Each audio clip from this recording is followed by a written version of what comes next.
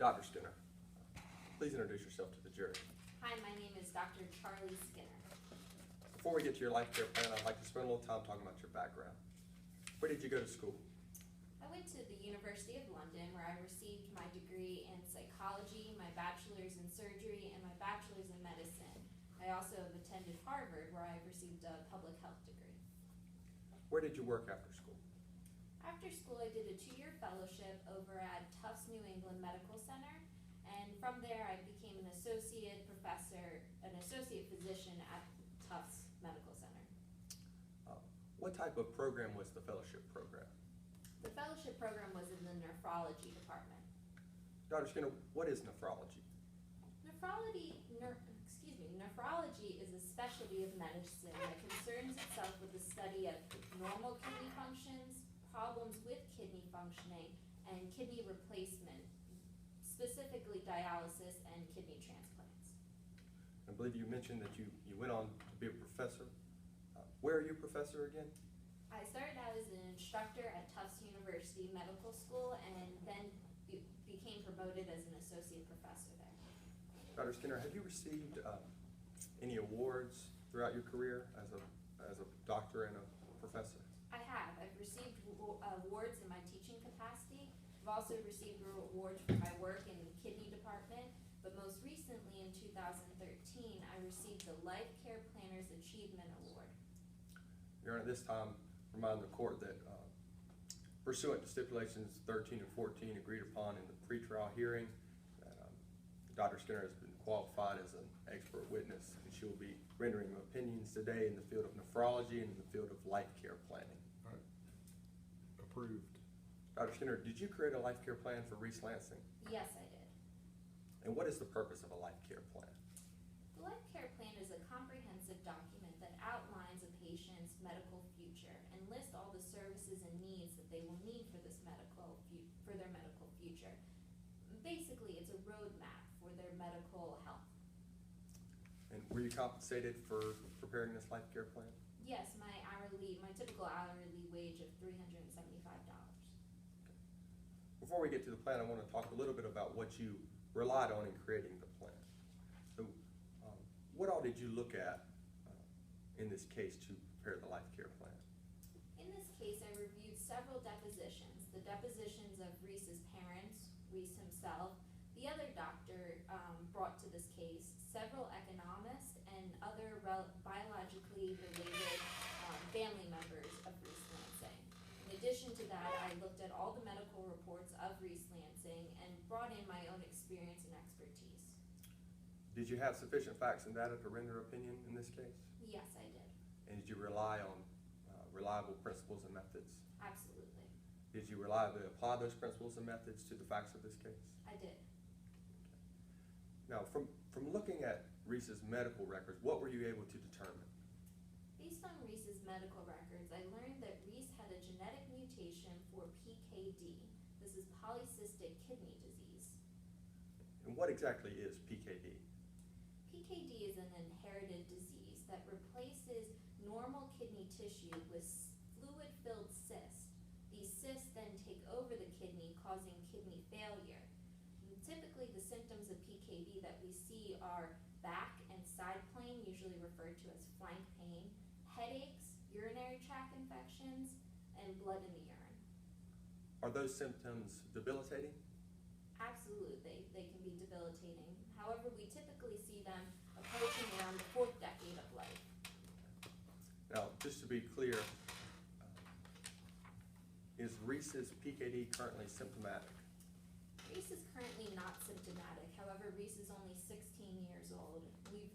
As we've seen with PKD, it typically doesn't manifest until around 35 years of age. Do you have an opinion, Dr. Skinner, based on a reasonable degree of medical certainty on whether Reese's PKD will eventually become symptomatic? Yes, it is my opinion within a reasonable degree of medical certainty that Reese Lansing will in fact become symptomatic with PKD, which will lead to kidney failure and ultimately require him to have a kidney transplant. And what are you basing this opinion on? This opinion is based on all the medical documents I've reviewed in Reese Lansing's case and based on my own experience and expertise in working with kidneys. Let's talk a little bit about the medical documents. Yes. What specifically stood out to you in the medical documents?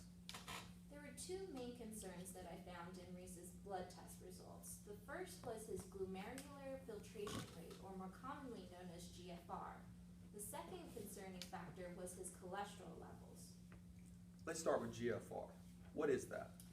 Glomerular filtration rate, or GFR, is the best indicator we have of kidney failure. To simply put, a perfect score of GFR is 100 milliliters per minute. This means that the kidneys are working at their top capacity 100% of the time. Anything less than this would be less than the capacity that the kidneys are functioning. So take, for example, 45 milliliters per minute. This means that the kidneys are working only 45% of their capacity. Here I'm showing the opposing counsel what's been previously marked as Exhibit P1. May I approach the witness? You may. Sorry, I didn't have it out. Dr. Skinner, do you recognize this document? I'm gonna guess that this is Reese Lansing's blood test results for 2011. Yeah. That's what it's supposed to be. Okay, I just didn't know which one we were at, Yeah, so yeah. okay, yes. When would this medical record have been made? This would have been made as soon as the blood test results came back from the hospital. The hospital in this case was Alster Presbyterian Hospital. And where would this have been kept? It would have been kept in the documents, usually stored in the basement of Alster Presbyterian Hospital. How did you go about receiving this document? Retrieving it? I contacted the hospital and they faxed me over a copy. And did you rely on this document in formulating your opinion? I did. Your Honor, we'd like to enter Plaintiff's Exhibit P1 into evidence. It is so entered. Dr. Skinner, looking at that 2011 medical record, what were Reese's GFR levels at that time? In 2011, Reese had a GFR level of 75 milliliters per minute. Remind us again, what is the normal level for GFR? The normal level of GFR is between 190 milliliters per minute.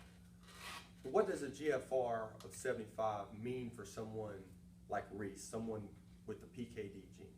Well, similar to the example I gave earlier, 45, in the case of 75, this means that Reese's kidneys were only working at a 75% of their capacity. To put it even more drastically, this means that 25% of Reese's kidneys were failing.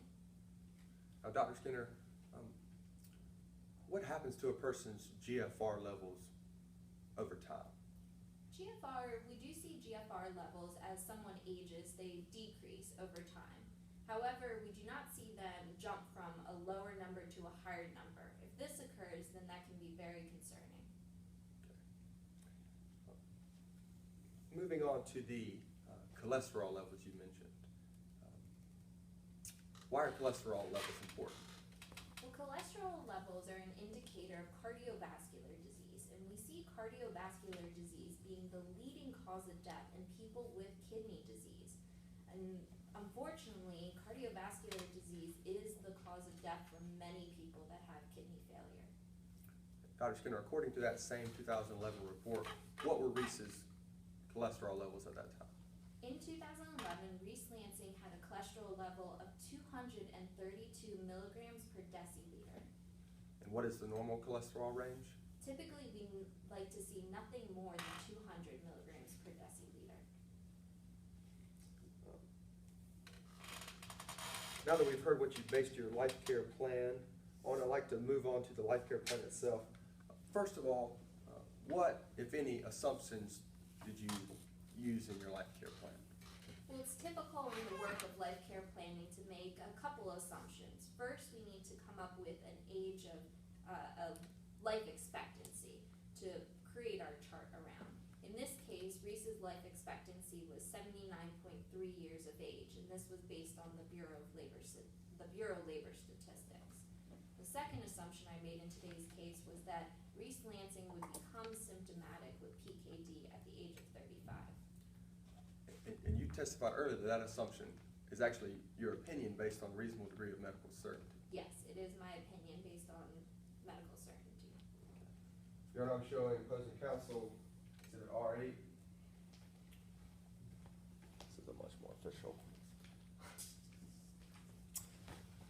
Dr. Skinner, do you recognize this document? Yes, this is the life care plan that I created for Reese Lansing. Your Honor, pursuant to stipulation number 11, which states that all expert reports and resumes are admissible, we move to admit Exhibit RA into evidence. All right, it is admitted.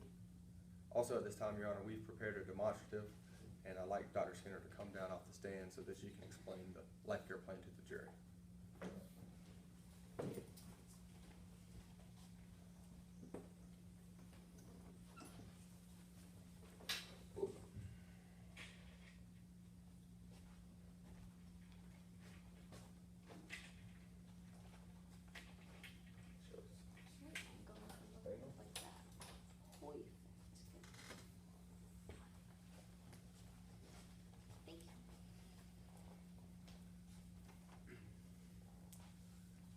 Dr. Skinner, could you describe the basic layout of this life care plan summary?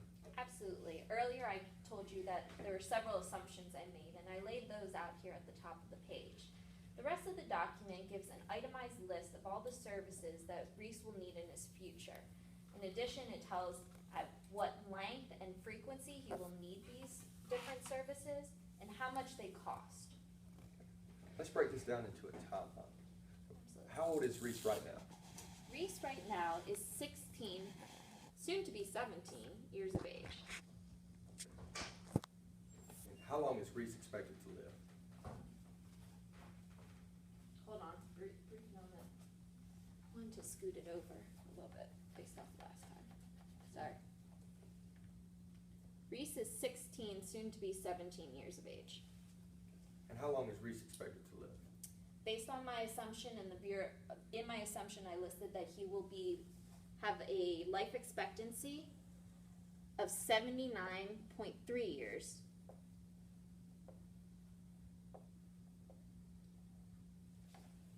And in your opinion, when will the PKD become symptomatic? The PKD will become symptomatic around the age of 35.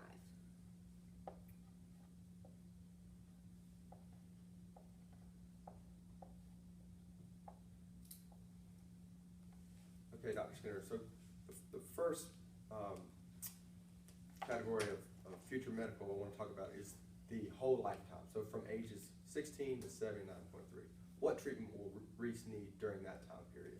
There are several things that Reese will need for the duration of his lifetime based on his genetic mutation of having PKD. And I'll use blue to represent lifetime. The first thing that he'll need during his lifetime are regular checkups with a nephrologist. The second thing he'll need is to have regular blood testing done. And finally, Reese will have to meet with a dietitian to make sure that he is eating the proper foods to help with his condition. Dr. Skinner, how much will that treatment cost Reese? For Reese's lifetime, these three things will cost him about $121,824. Now let's discuss the treatment Reese will need at 35. What treatment will he need once his PKD becomes symptomatic? Well, this is the critical point of Reese Lansing's age. This will be the most debilitating period for him, so I'm going to use red to indicate that. So from ages 35, when the PKD becomes symptomatic, Reese is going to need to be put on dialysis. And in order to administer the dialysis, he will have to have a dialysis port surgery.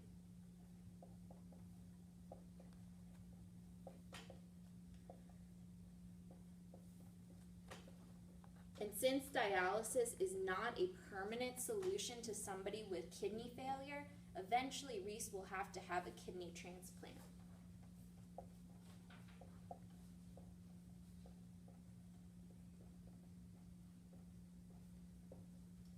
And with all the medication that he will be receiving and the treatment, of dialysis, he will need to have a nurse to perform the dialysis treatment. Dr. Skinner, in your opinion, again, based on a reasonable degree of medical certainty, how long do you expect Reese to be on dialysis before the transplant? We expect Reese to be on dialysis for about 7 years. And what are you basing this opinion on? This is based on the averages that we see kidney transplant patients being put on the kidney transplant list. Furthermore, Reese is a O-type blood, which makes it even harder for him to be matched with another donor. Okay, Dr. Skinner, what is the total cost of the treatment from 35 to 42 during this critical time in Reese's life? This total cost will be, in worst case scenario, $1,591,680. Finally, Dr. Skinner, let's talk about the treatment that Reese will need from ages 42 until he dies. Sorry. What treatment will he need then? After he receives his transplant and the new kidney, Reese's body will have to adjust to this new kidney. And to ensure that this new kidney performs at its best capacity, Reese will have to have anti-rejection medication for the rest of his life. And I'm going to use green to represent the rest of Reese's life.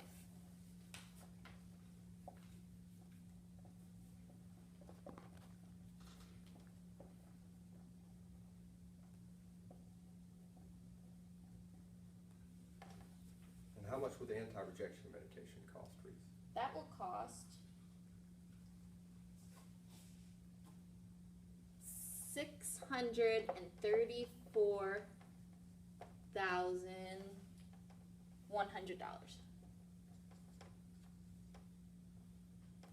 Okay, Dr. Skinner, what is the total cost of each phase of treatment of Reese Lansing's life? The total cost of each phase of treatment would be $2,878,836. Thank you, Dr. Skinner. I have no further questions. Your Honor, we'd like to preserve Exhibit R8, the demonstration of the life care plan, as well as Exhibit R9,